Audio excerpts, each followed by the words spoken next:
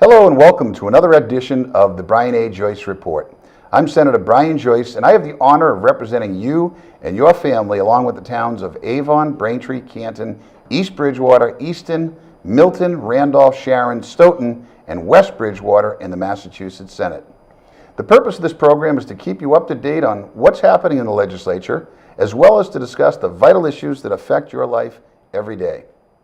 We'll also introduce you some interesting guests who are some of our state's most important decision makers. Today, I'm delighted to be joined by Steve Kerrigan, who has announced that he is seeking the Democratic nomination for Lieutenant Governor. Steve Kerrigan served as an appointed and elected leader in his hometown of Lancaster, a loyal and spirited public servant to U.S. Senator Edward Kennedy, to Mayor Tom Menino, and to Attorney General Tom Riley, and through two campaigns has served in senior roles for President Barack Obama. Steve was appointed to the Presidential Inaugural Committee, a post he assumed after completing a 2-year stint as CEO for the 2012 Democratic National Convention Committee, leading the most successful presidential nominating convention in modern history. Steve is the president of the Massachusetts Military Heroes Fund, a private, not-for-profit organization he co-founded in 2009 dedicated to providing support, programs, and services to the families of military service personnel from Massachusetts fallen in service to the U.S. since September 11, 2001. As CEO of the 46th Democratic National Convention, Steve led the site selection process for and the planning and execution for the President's 3-day nominating convention. The DNC was the most open and accessible gathering of its kind in history, engaging millions more Americans in the planning process than ever before in providing the President a sizable post-convention polling bounce, a lead credited with helping propel the President to a second 4-year term. As Chief of Staff to Massachusetts Attorney General Tom Riley, Steve helped set the public agenda and guided the initiatives of the largest regulatory and law enforcement office in New England. He served as a top advisor to Riley on all issues and had oversight of more than 440 employees and a $30 million budget, managing the senior staff that was responsible for the day-to-day operations of the office. For more than a decade, Steve was a trusted advisor and aide to Senator Kennedy in various roles as his political director, Massachusetts policy director, and as director of scheduling and advance. Steve advised the senator on most all federal, state, and political matters. If elected, Steve would become the first openly gay lieutenant governor in the history of the United States. So with that very long introduction, welcome, and why the heck do you want to be lieutenant governor? Well, thank you, Senator. I appreciate you having me here. I want to be lieutenant governor because I want to bring all of the aspects of my career and my life to work in the corner office. And I've had the opportunity to work for my hometown, for my Commonwealth and my country, and to create nonprofits and work on behalf of citizens who really need the support and the help the most. And I want to bring those experiences and all of that to work in the corner office to really, frankly, be a part of the solution and part of moving Massachusetts forward. Okay, so I just read about a 50 or 60-year resume, and yet you're how old? 42. So how'd you do so much in so I got started young. Yeah. I got started young. I started working for Senator Kennedy 3 days before my 18th birthday, and I stayed with him for 14 years. You were 17. I was 17. You went to work in a political office. I did, yeah, in the United States Capitol. Were you going to college down there? Went to college at the University of Maryland because I wanted to be near Washington, and I was one of 3 kids in college at the same time, so I had to go to the public school, the closest public school to D.C. And I got an internship before my classes even started. By the way, as a parent that had 3 children in college for 3 years, I share your parents' pain. Well, and I'm sure they share yours now. They're thrilled to have it over with. So you went to work for Senator Kennedy when at the tender age of 17, and now And now I'm 42, and so no longer want to be in a support role. You want to be the guy. Yeah, I'll say my experiences when I was on the Board of Selectmen and the Finance Committee in Lancaster, I got a real great understanding what cities and towns go through, and had a sense, took that knowledge then back to work every day when I worked for the senator still, and then when I worked for Tom Riley as the Attorney General, got a real good sense of state agencies and some of the great work that people in state government do. I shared, frankly, the frustration that a lot of people in this country feel. I shared it in the summer of 2012, even though I was the CEO of the Democratic National Convention, ready to plan a huge part of our political process. I shared that frustration. I actually got to a point where I thought I should just walk away from politics altogether, even though it had been my life for more than 20 years. And then I realized, I have these skills and these passions and this experience, and I can either walk away because I'm frustrated and because I'm letting the cynicism take over, or I can get engaged and get involved. And I decided to double down and put myself on the line. So I felt the best way to do that was to run for lieutenant governor and try to make a real difference and put myself on the line. So going back to, again, the tender age of 17 and getting started, what was your inspiration for getting involved? When I was a little kid, I grew up in a union house. My parents are both union members. My father's a retired utility worker. Back in the days when he didn't use what he calls fancy bucket trucks, he used to climb with the spikes on his feet.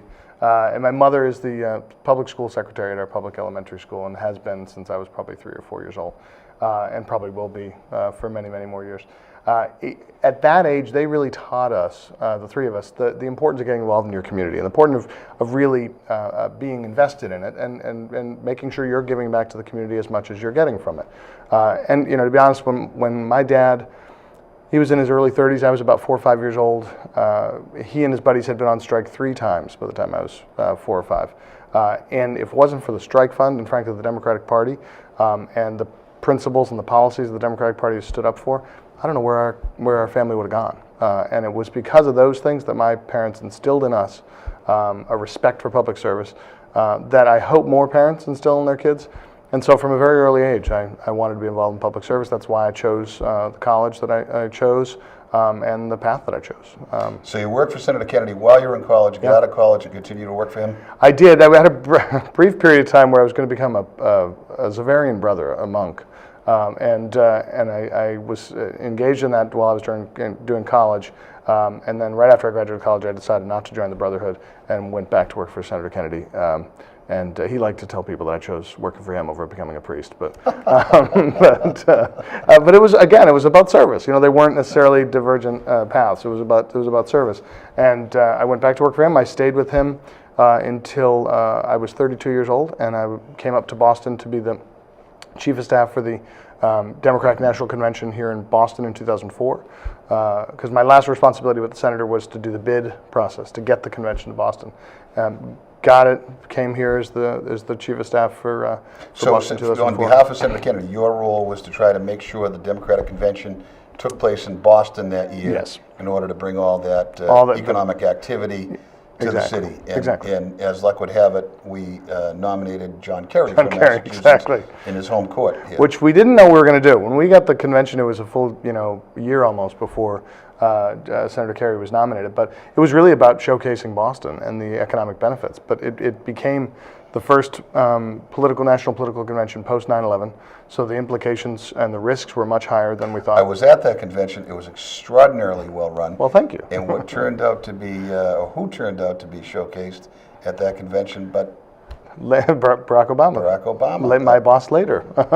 Who nobody had ever really heard of, and he was a state senator like me, and gave a speech that just captivated a lot of people. Yeah, I will say, and I told him this once, I actually left the hall before his speech because we had a tribute event for Senator Kennedy at Symphony Hall, so I left and I said, who wants to listen to that guy from Illinois? It's something I regret having missed, but it was no doubt an incredible moment for his career. So after that successful stint, you went to work for Tom Riley? I did. I was asked to serve as his Chief of Staff for the last couple of years. He was Attorney General, during which time we did great rate cases, a lot of consumer protection work. We sued the George Bush administration for not enforcing their own EPA's regulations on climate change, which we won that case in the United States Supreme Court. We did a lot of great work on public safety and crime prevention and other things, and I was very proud of that. I got a degree in criminal justice even though I was active and interested in politics, and so it was the first time I could really work on that side of my brain and really be a part of something special. And the lawyers in the AG's office are exemplary and work incredibly hard on behalf of the Commonwealth every day. And then from there? From there, I had a brief stint consulting, and then I went to work for the president's campaign in 2008 out in Chicago. I actually I was exhausted after working very hard in 2008, and Senator Kennedy called me and said, no rest for the weary, you have to go to Chicago. And so I got up, packed a couple days later, and went to Chicago, worked for the president for a few months, or Senator Obama, and then the day after the election, I was asked to serve as the chief of staff for his first inauguration, which I was honored to do, which turned out to be the largest public event in the history of the United States, with 2.25 million people. Another huge national special security event, which comes with massive security influence and coordination responsibilities across the region and the country. Did that, and then was tasked by the White House with searching for the next city for the Democratic Party to have the nominating convention. So I started that in 2009 on behalf of the president, and then fully expecting to come home right after I chose the city with the White House. And the White House asked me to be the CEO of the convention, and it was an honor of a lifetime to be able to work with the president, his campaign, and the Democratic Party down in Charlotte, North Carolina, to showcase our party and the principles that we have, be a part of a convention that for the first time had marriage equality in a platform of any party in our country, to work with leaders all across the country to make it the most open and accessible convention in history on behalf of the president was a great honor. So you have extensive experience at the local level, which is by the way extraordinarily important, I think, for somebody in our business, that you've served in the Board of Selectmen and the Finance Committee, and then you've had experience at the state level, and now you've had experience in the federal level, and you've chosen that you want to run yourself on the state level. So again, why Lieutenant Governor? I think the job, people always say, that you got to chair the Governor's Council is the job of the Lieutenant Governor, and of course inquire in the health of the governor on a daily basis to make sure they're doing all right. I think, frankly, our governor comes from here in Milton, where we're filming the show, and his loss of Lieutenant Governor has actually made his Wednesday afternoons far more interesting in terms of chairing the Governor's Council, because the governor doesn't have a vote under the Constitution. The Lieutenant Governor did have one. And so suddenly the administration has lost a little bit of its influence over this body. I think we've seen through history that a lieutenant governor with a great partner as a governor can do an awful lot. I think who's your role model? I would say there's a combination. I do think Tim Murray did a great job of outlining what his priorities were in terms of working as a former municipal official, working with cities and towns, veteran services. He and the work I do on behalf of military families, the work he did with Coleman Knee and others to make Massachusetts #1 in veteran services. I'd like to continue that work. His commitment to infrastructure improvements, the South Shore Rail Link, the South Coast Rail Link, all that stuff, and commuter rail stuff, he was committed to that. Also, Governor Cellucci, I thought was a tremendous lieutenant governor, because he understood he was a former selectman himself and a former state senator, and understood how to work with the legislature to get things done, how to outline priorities. The most experienced guy I think in the history of our Commonwealth was Calvin Coolidge, who served in Northampton as, I believe he was mayor of Northampton. He was a state representative. He was a state senator. And Senate president. He was the Senate president. He was a lieutenant governor. He was governor.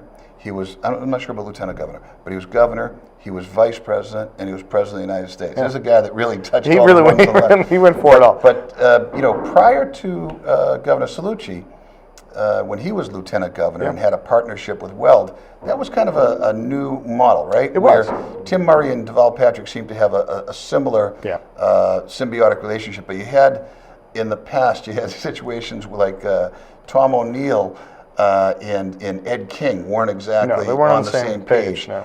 Or,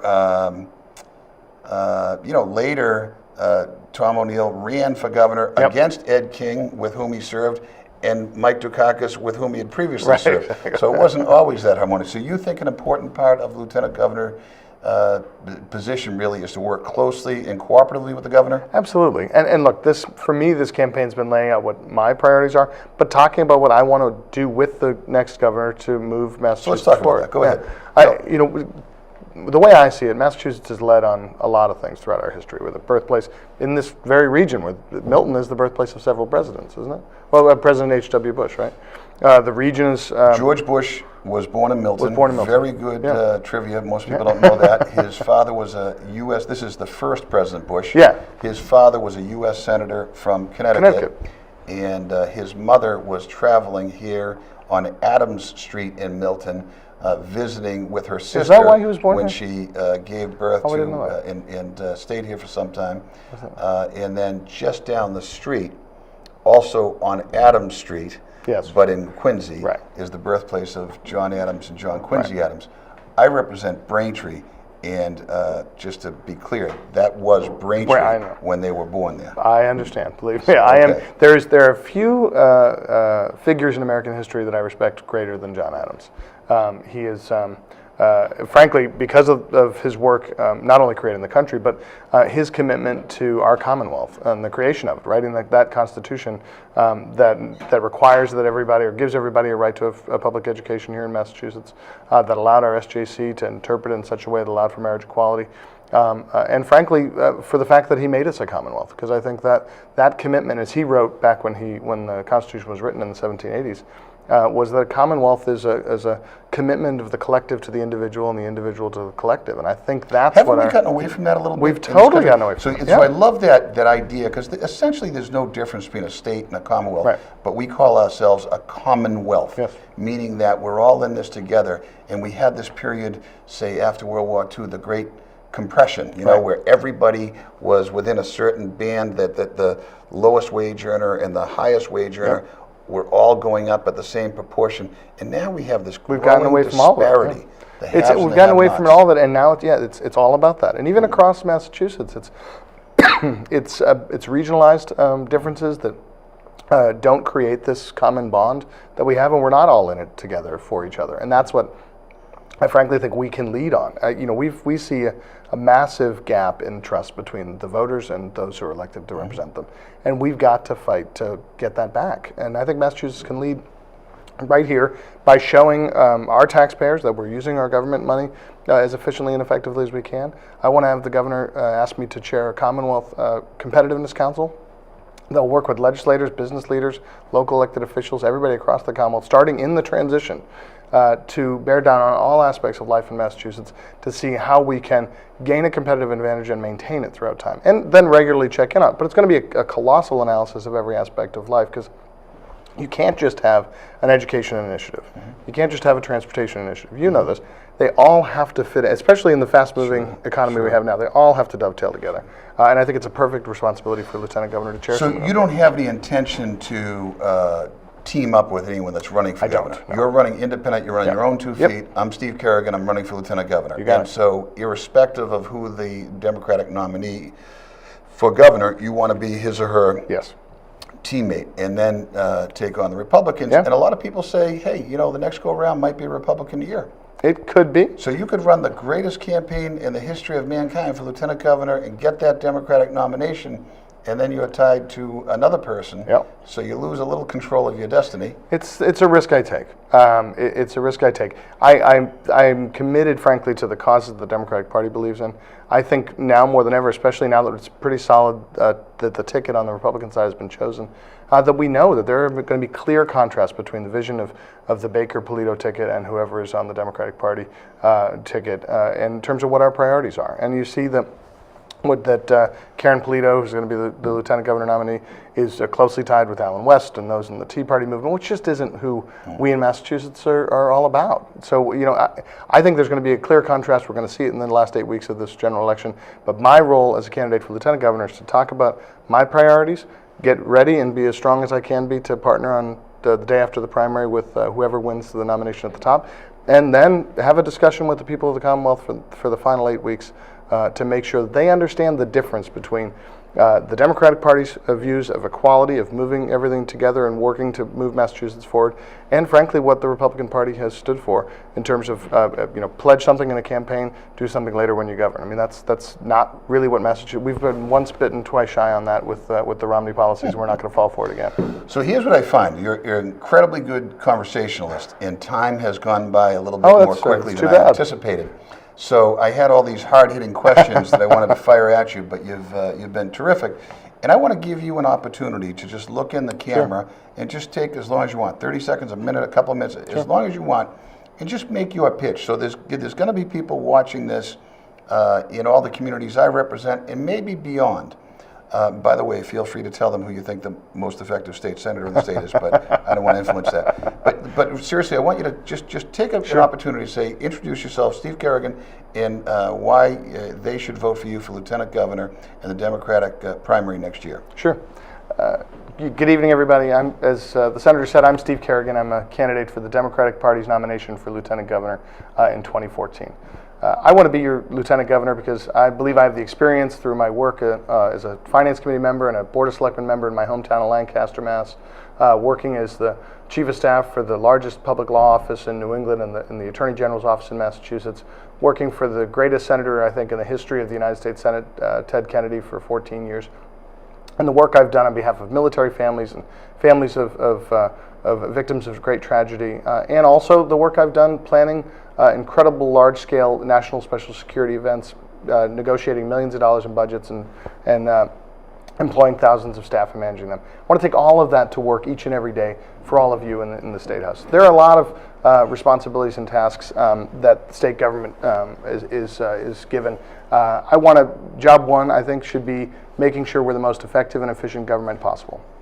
I want to chair a competitiveness council on behalf of the governor of the Commonwealth and work with leaders across Massachusetts to make sure we gain and maintain a competitive advantage throughout all aspects of our economy and life here in Massachusetts. I also want to serve as the ombudsman for state government so that local elected officials, business leaders, and citizens alike have a place to go when they have a difficult time negotiating the morass that sometimes can be state government.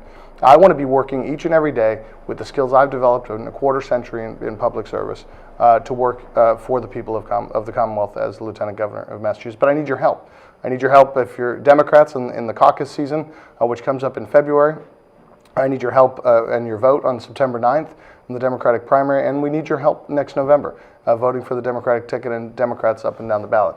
This election is an incredibly important one. We're making a decision about whether or not we take the great work that Governor Deval Patrick and Lieutenant Governor Tim Murray and so many in the legislature have done over the last 8 years and continue to move it forward, or whether we go back to the failed policies of Mitt Romney and the 16 years of Republican governors we had before that. So I want to be a part of moving Massachusetts forward. It's what I am passionate about. I love this Commonwealth, and I want to be a part of its bright future. So thank you very much. You can go to stevekerrigan.org, follow the campaign, follow us on Twitter at Steve Kerrigan, and I really am grateful for the opportunity to be here. Well, that was terrific. Very impressive for a first-time candidate. You can tell Thank you, that Steve has a lot of experience. You're around some great ones in your earlier years, and you've learned from the best. So thanks, sir. I am very delighted to have had Steve Kerrigan here as my guest and for taking time out of his busy schedule to join us today and to talk about the issues facing the Commonwealth. As always, if you have any questions or comments for me, I can be reached at brian.a.joyce@masenate.gov or at 617-722-1643. You can also find me on Facebook and follow me on Twitter at Brian A. Joyce. Steve Kerrigan, thanks very much. I'm positive I'm going to see and hear a lot more from you in the months and years ahead. I wish you the best of luck on September 9th in your quest to be Lieutenant Governor nominee for the Democratic Party. Thank you, Senator. I appreciate your time. Thank you.